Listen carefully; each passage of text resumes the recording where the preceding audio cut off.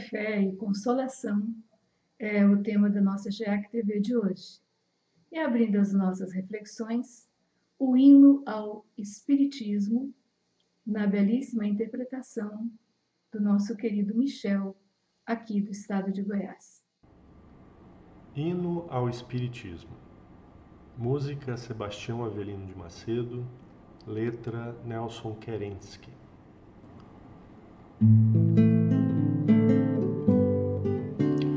Doutrina de amor e luz, ciência, fé e consolação, prometida há 2000 anos pelo bom Jesus, diretriz da humana perfeição. Proclamam, irmãos do céu, a boa nova da lei mortal. Homens, fraternizai, pois vosso Pai é Deus, e sois vós a família universal. Irmãos, é a doutrina espírita, a imensa esperança do porvir. Marchar ao clarão da luz bendita é nascer e renascer, amar e progredir. Doutrina de amor e luz, ciência, fé e consolação, prometida há 2000 anos pelo bom Jesus, diretriz da humana perfeição. Proclamam, irmãos do céu, a boa nova da lei mortal. Homens, fraternizai, pois vosso Pai é Deus, e sois vós a família universal. Para as reflexões em torno do tema Ciência, Fé e Consolação, como sempre, nós teremos Joaquim Tomé de Souza, Cristiane Reis, Elzi Nascimento e também nós.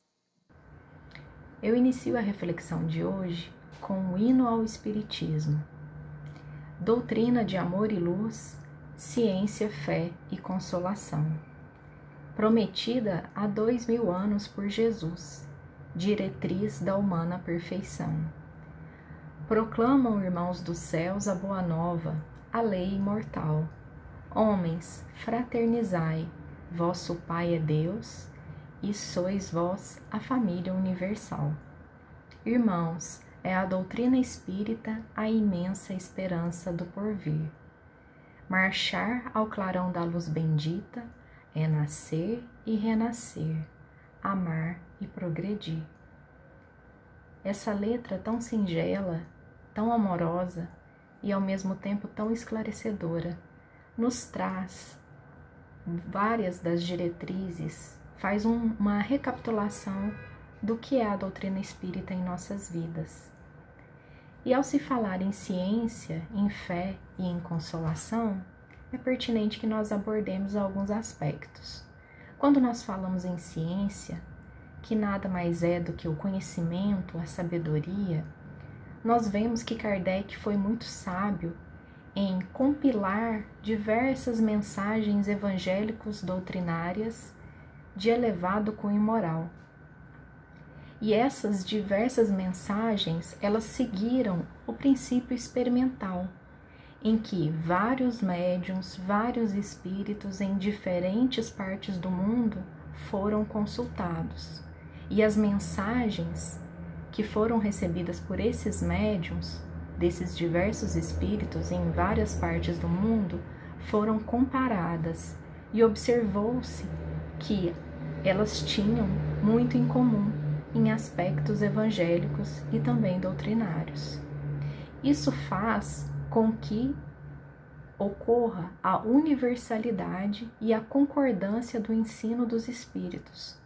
Esses dois aspectos, a universalidade e a concordância, foram aferidas por meio da razão.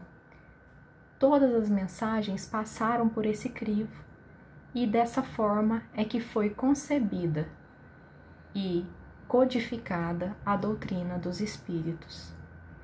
No que se refere à fé, nós temos no belíssimo capítulo 19 do Evangelho segundo o Espiritismo várias abordagens ligadas à fé, sendo que a fé ela é caracterizada como a certeza na existência de Deus, mas ela também é entendida como a confiança nas nossas próprias forças, confiança na realização de algo, certeza de atingir determinado fim.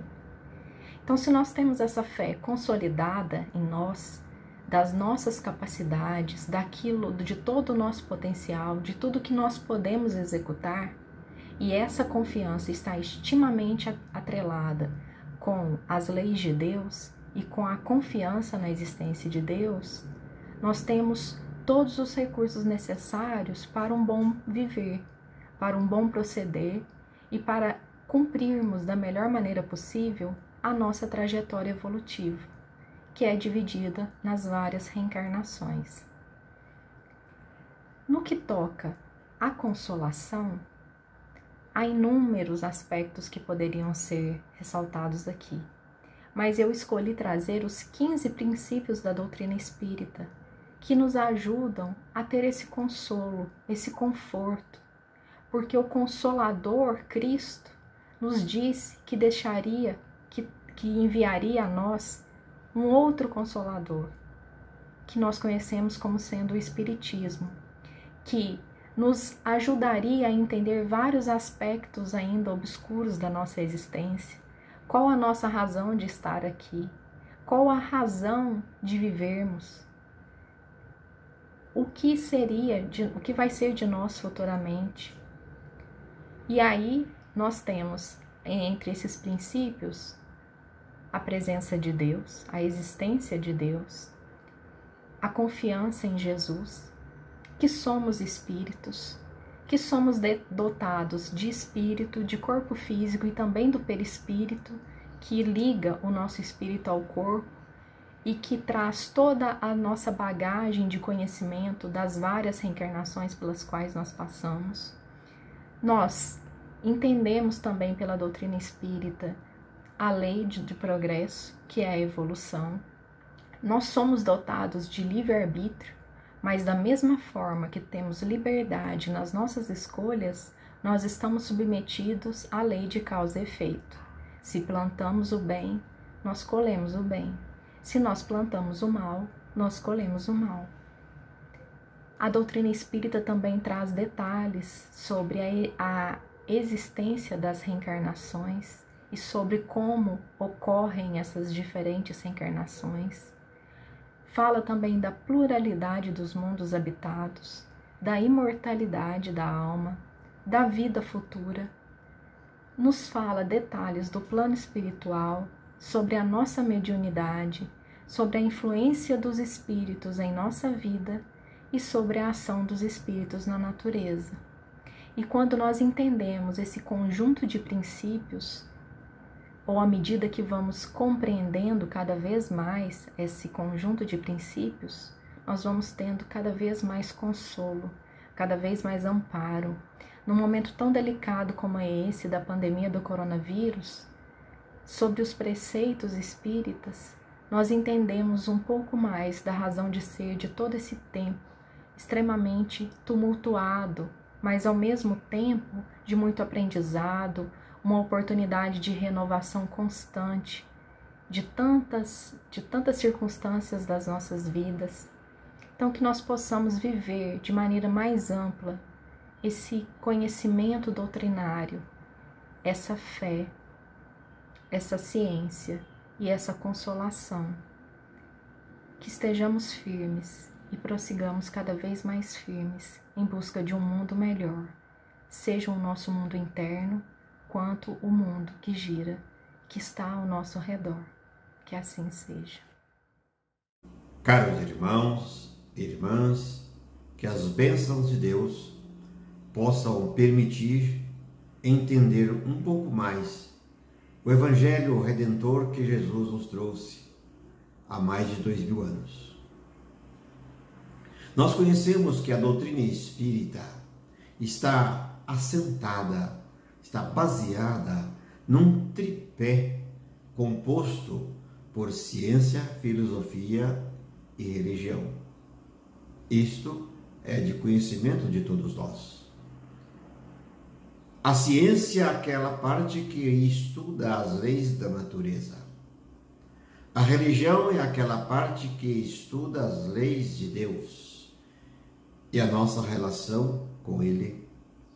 A filosofia é aquela parte que nos faz compreender a vida, buscando a verdade, dizendo para nós o que somos, para onde vamos e por que estamos aqui. É preciso lembrar que esta junção de ciência e filosofia foi definida por Kardec.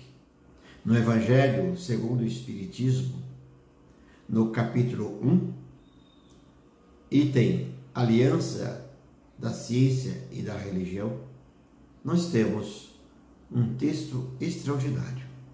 Vejamos. A ciência e a religião são as duas alavancas da inteligência humana. Uma revela as leis do mundo material e a outra as do mundo moral. Tendo, no entanto, essas leis o mesmo princípio, que é Deus, não podem contradizer-se. Se fossem a negação uma da outra, uma necessariamente estaria em erro e a outra com a verdade, porquanto Deus não pode pretender a destruição de sua própria obra. A incompatibilidade que se julgou existir entre essas duas ordens de ideias provém apenas de uma observação defeituosa e de excesso de exclusivismo de um lado e de outro. Daí um conflito que deu origem à incredulidade e à intolerância. Essa assertiva de Kardec, na época em que ele a escreveu, está revelando, como nós conhecemos pela história, que a ciência e a religião se digladiavam, afirmando que uma era verdadeira e a outra era falsa. A briga dessas duas entidades provedoras do conhecimento humano é antiga, ela se aprofundou, ela se tornou mais visível e às vezes com intolerância intensa, após o iluminismo, que trouxe um grande conhecimento da ciência, vinda de espíritos de inteligência extraordinária e gênios da ciência, reencarnados a partir do século XVII. Ora, essas duas alavancas da inteligência humana, como diz Kardec, porque é um fato incontestável, a ciência e a religião são obras de Deus.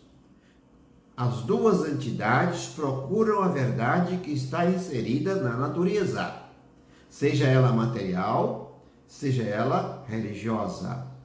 É preciso que entendamos que as duas têm o mesmo objetivo, as duas partem de Deus.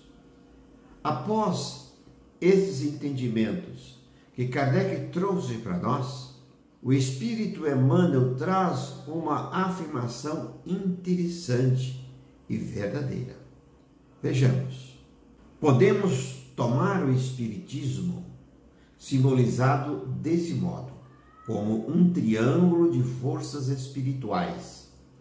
A ciência e a filosofia vinculam à Terra essa figura simbólica, porém, a religião é o ângulo divino que a liga ao céu. No seu aspecto científico e filosófico, a doutrina será sempre um campo nobre de investigações humanas, como outros movimentos coletivos de natureza intelectual que visam o aperfeiçoamento da humanidade. No aspecto religioso, todavia, repousa a sua grandeza divina por constituir a restauração do Evangelho de Jesus Cristo, estabelecendo a renovação definitiva do homem para a grandeza do seu imenso futuro espiritual. Emmanuel nos traz a ideia de um triângulo formado nos dois ângulos da base, pela ciência e pela filosofia, juntando os dois ângulos ao terceiro, que está voltado para cima, que é a religião.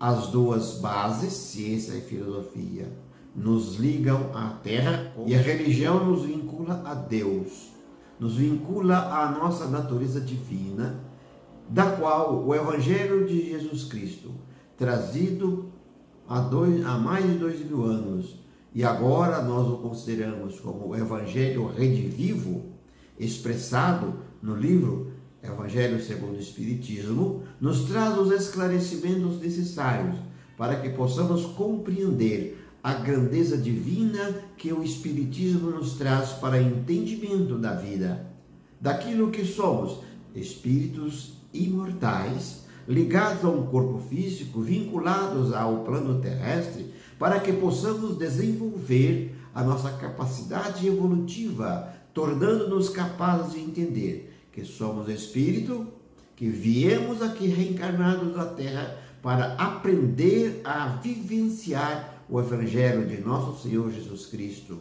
Deste modo, teremos condições de compreender para onde vamos, para onde nós nos projetaremos quando desencarnarmos. Se nós tivermos a base verdadeira, estribada na ciência e da religião, unindo isto à religião, que é a base moral do Espiritismo, a base que nos traz as consequências de nossos atos, as consequências de nossos fazeres diários, para que possamos redimir-nos perante as leis de Deus. Dessa maneira, estaremos sempre convictos de que a inteligência humana firmada na razão vai nos trazer a capacidade de compreender o quanto é importante a fé para que possamos compreender o significado da vida. Allan Kardec nos traz essa afirmação quando diz que a fé inabalável só o é a que pode encarar de frente a frente a razão em todas as épocas da humanidade. Então nós precisamos da razão, nós precisamos da filosofia, nós precisamos da ciência para compreender as leis de Deus.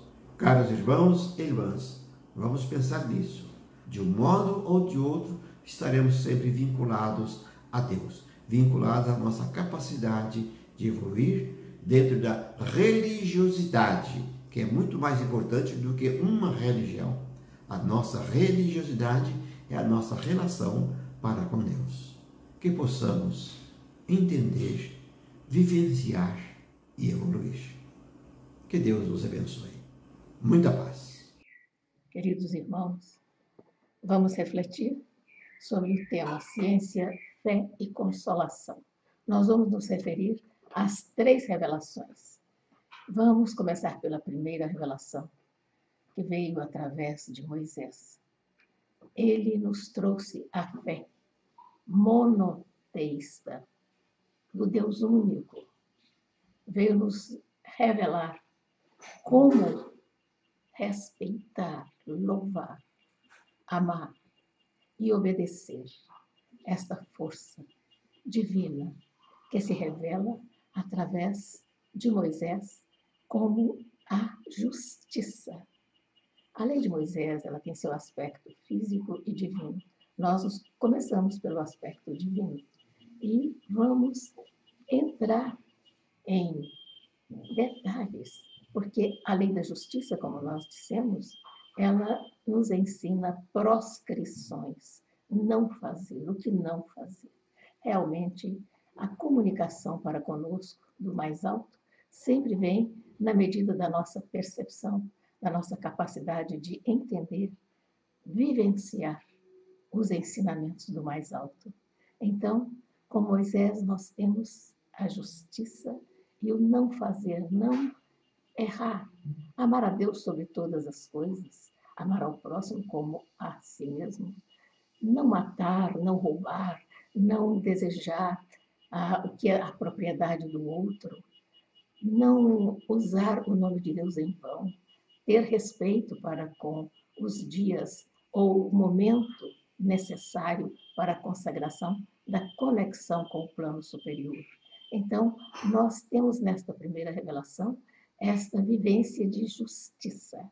E logo vamos verificar a segunda revelação que veio através do Cristo, que nos fala de amor. Ele veio personificar o amor. Ele veio do mais elevado, ele, o puro Espírito, para nos mostrar o caminho de voltarmos ao lugar de origem, nosso lugar de origem. Então, ele nos fala que consegue-se isso através do amor. Como fazer? Veio exemplificar, veio mostrar que é, acima de tudo, amar ao próximo como a si mesmo, tendo como primeiro e maior mandamento amar a Deus sobre todas as coisas, porque ele não veio postergar a lei, ele veio cumprir a lei de Moisés, ele veio complementar, ele veio trazer-nos o como fazer e mostrou-nos como fazer. Exercer a bondade, a tolerância, a aceitação, o respeito, e veio falando deste amor até com os inimigos, com aqueles que nos hostilizam. Então, estamos ainda nesta revelação que nos foi trazida como aval para que nós nos livremos das nossas próprias fraquezas, e ele nos prometeu também que haveria a terceira revelação, que é um consolador, que ele ia pedir ao Pai que nos mandasse, para que nos dissesse o que ainda não podíamos, e nem podemos, e nem entendemos plenamente, mas já estamos a caminho de nos esforçarmos para vivenciar esta terceira revelação, que é a verdade. Então, nós estamos vendo que numa gradação nós partimos da justiça para o amor e para a verdade. Cada revelação complementando-se na outra. E vem a pergunta, por que a verdade? Porque a verdade nos libertará. Nós estamos num plano que ainda nos iludimos muito com os gozos, os prazeres materiais, e nos descuidamos como se estivéssemos de turista na vida, e sem nos preocuparmos com a parte moral que nos diz respeito. Então, lembrando que Jesus falou do outro Consolador, que nos diria coisas que ele não podia dizer na época em que veio. Então ele diz, se me amais, é uma condição extremamente importante. É preciso que nós amemos a Jesus, porque amando-o, nós vamos segui-lo, nós absorvemos os seus ensinamentos, nós estamos nos esforçando há milênios para cumprir estes ensinamentos, pô-los em prática, tal qual nos foi ensinado pelo Mestre amado Jesus.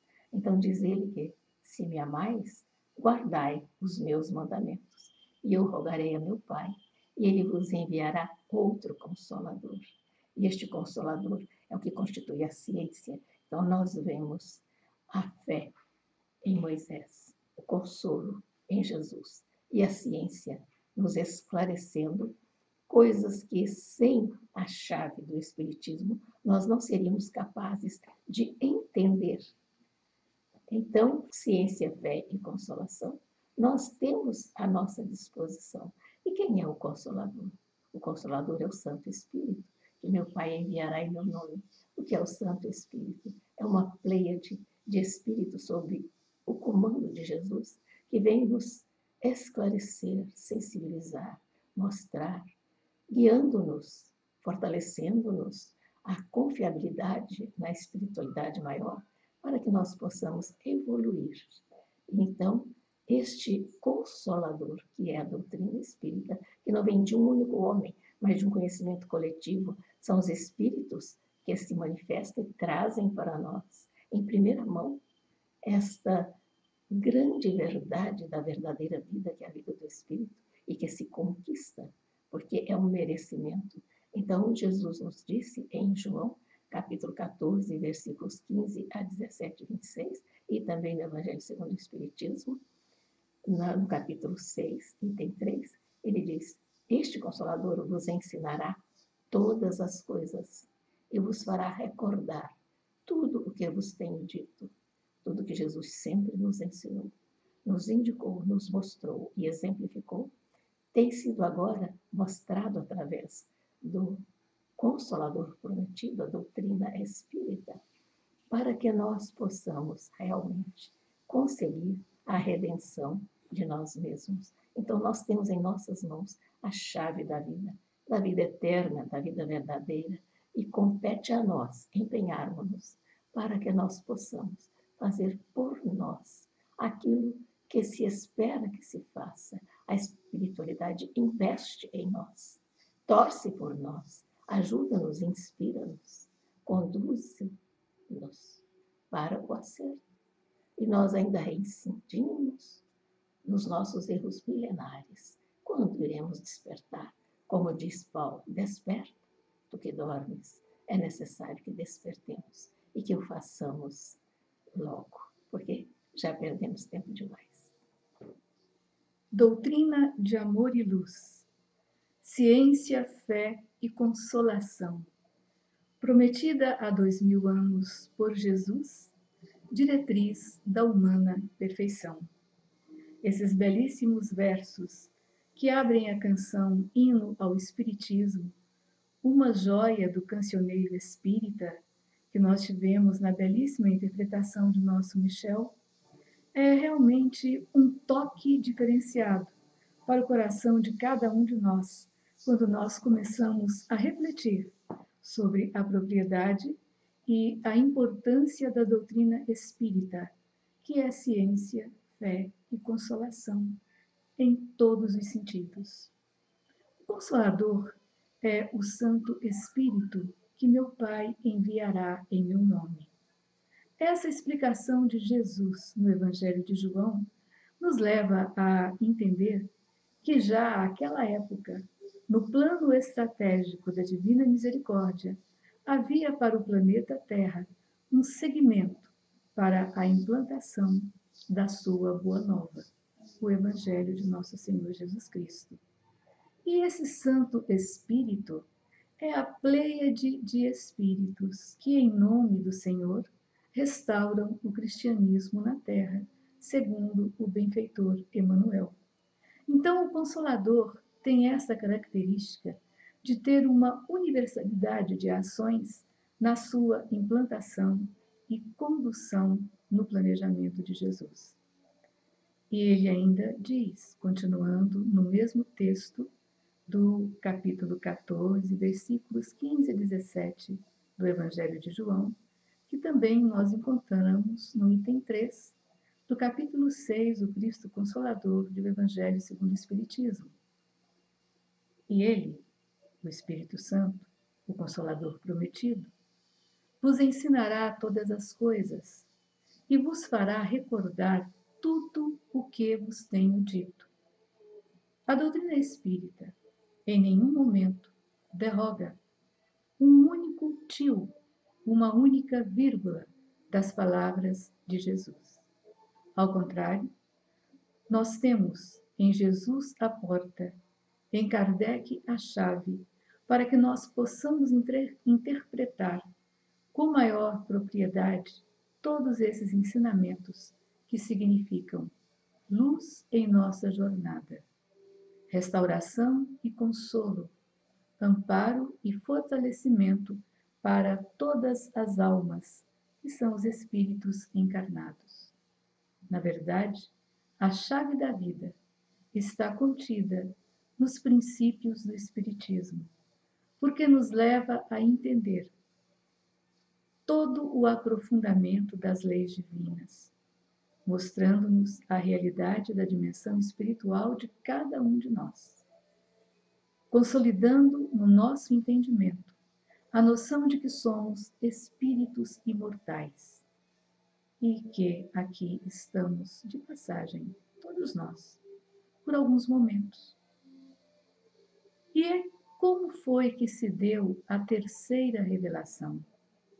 Há todo um histórico, há todo um registro, mostrando que houve, na verdade, uma invasão organizada no século XIX, um planejamento que fez surgir em vários pontos do planeta a evidência da existência do mundo espiritual. Os espíritos passaram a se manifestar em todos os pontos da Terra por meio de uma multidão de médiuns. Então, não era uma ideia circunscrita a um local, a uma pessoa ou a um núcleo de pessoas. Foi uma ideia que se espalhou pelo planeta, em vários pontos, evidências das manifestações espirituais, mostrando que a vida continua após a vida e que era interesse do plano espiritual manter esse contato com os que aqui estavam desencarnados. É clássica a história dos fenômenos de Hydesville, que vieram à tona de uma forma muito evidente na noite de 31 de março de 1848. Um código revelou ser um espírito que queria se comunicar e, através do número de batidas, colocando a sequência das leis do alfabeto. Uma batida para a letra A, 2 para a letra B, 5 para a letra E, 3 para a letra C e assim sucessivamente, num processo de entendimento de sequência concatenada. Um código revelou ser um espírito que tinha sido assassinado naquela casa onde estava a família Fox, em Hydesville, no estado de Nova York. As crianças, as jovens meninas, foram as primeiras a serem sensibilizadas por este ruído, Catarina e Kate Fox. E elas então começaram a entabular uma conversação com esse espírito, que diz ter sido assassinado naquele local e tinha o nome, se identificou pelo nome de Charles Rosman. Charles Rosman, um mascate, um vendedor ambulante, que circulava nasquelas paragens em determinado momento e foi assassinado ali.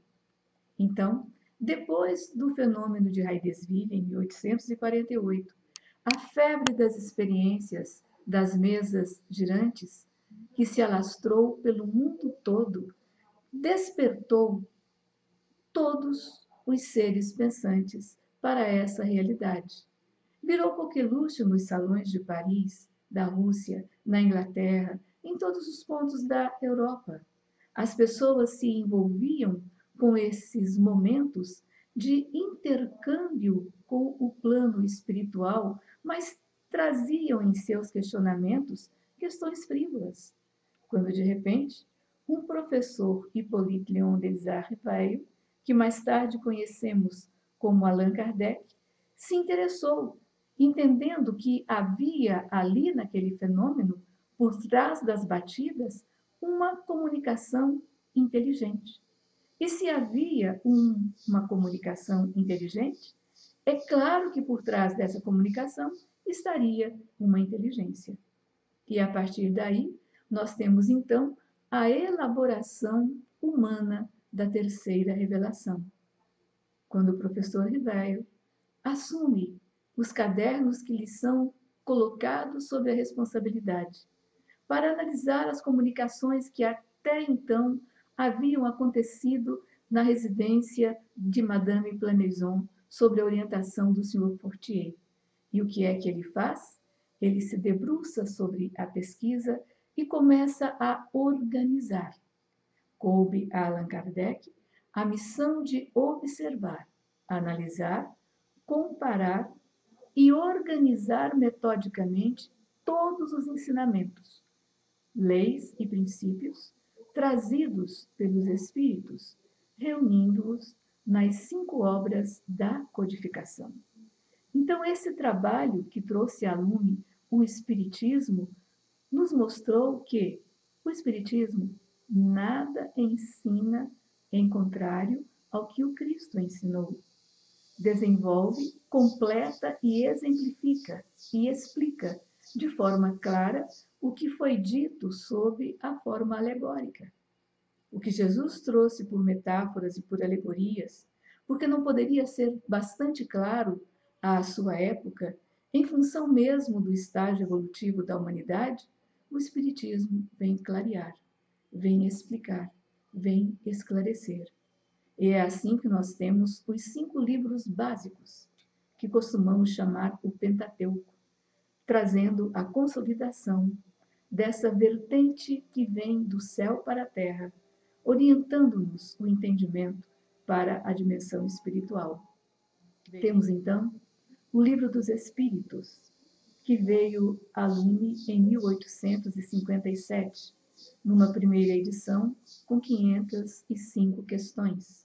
Depois, a partir de sua terceira edição, 1019 questões, que é o formato que conhecemos até hoje, trazendo para nós respostas inteligentíssimas para perguntas para lá de inteligentes do codificador Allan Kardec, que usou o seu método de uma tese, discussão de tese, a síntese dessa tese para pensar e analisar os postulados espíritas. Então, temos depois, em 1861, o Livro dos Médiuns, que é um instrumento que nos concita a aprender como nos conectar, como fazer esse intercâmbio entre a Terra e o plano espiritual. Surge na sequência o Evangelho segundo o Espiritismo, que é a rota de sinalização para que aqueles que conheceram a doutrina espírita, que entenderam como contactar com os espíritos, busque também o contato consigo mesmo e a transformação moral, a transformação intelecto-moral. Na sequência, nós encontramos o céu e o inferno, que são os esclarecimentos que nos deixam bastante focados no que nos acontece após a vida. Se formos bons, teremos uma continuidade tranquila. Se formos maus, deveremos passar por processos de sofrimento e resgate, mas a finalidade de todos é a luz, é a evolução.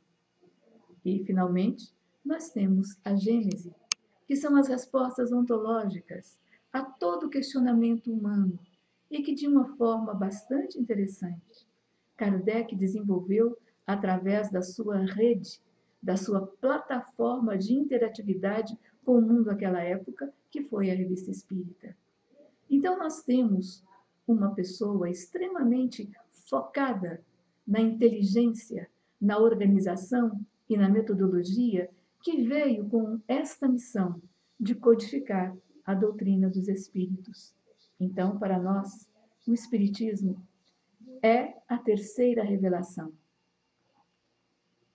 A terceira revelação da lei de Deus.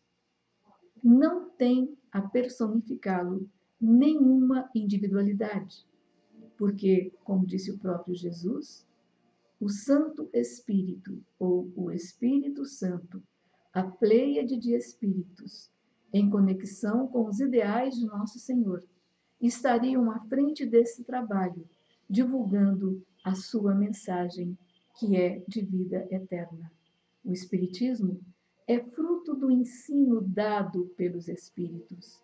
Não vem de nenhuma cabeça apenas. O Espiritismo é o Consolador prometido conforme ele, Cristo, anunciou. É obra do Cristo que preside a regeneração da Terra. Então, se nós nos vincularmos a esses ensinamentos, permitir que eles penetrem em nós, nós estaremos nos preparando com muita tranquilidade para um futuro melhor e para o mundo de regeneração, sob a chancela da trilogia Ciência, Fé e Consolação. Que Jesus nos abençoe. Senhor Jesus, aqui estamos aos vossos pés, agradecendo, Senhor, a confiança depositada em nós. Agradecemos a proteção e o amparo, o dom da vida, a proteção tão evidente, a assistência que nos é concedida, o entendimento, para que nós estejamos conectados com o plano superior. Fazei, Senhor, que a nossa fé se torne cada vez mais sólida, mais raciocinada, mais firme, mais evidente, para que nós possamos caminhar num caminho iluminado pela orientação espiritual. Proteja-nos e ampare-nos ante os obstáculos, ante os perigos que surgem a cada instante. Que nós tenhamos o bom senso de manter a conexão com a espiritualidade, para que nos sejam inspiradas as ideias, as opiniões, as possibilidades, os recursos de nos livrarmos das nossas próprias fraquezas e de estarmos reincidindo nas mesmas faltas. Proteja-nos, Senhor, abençoe-nos e queremos vos agradecer pela assistência que nos é concedida constantemente. Louvado seja, Senhor. Nós aqui estamos reconhecidos para vos prestar a prova da gratidão maior do nosso coração por tantas bênçãos tantas que recebemos continuamente. Louvado sejas, Pai.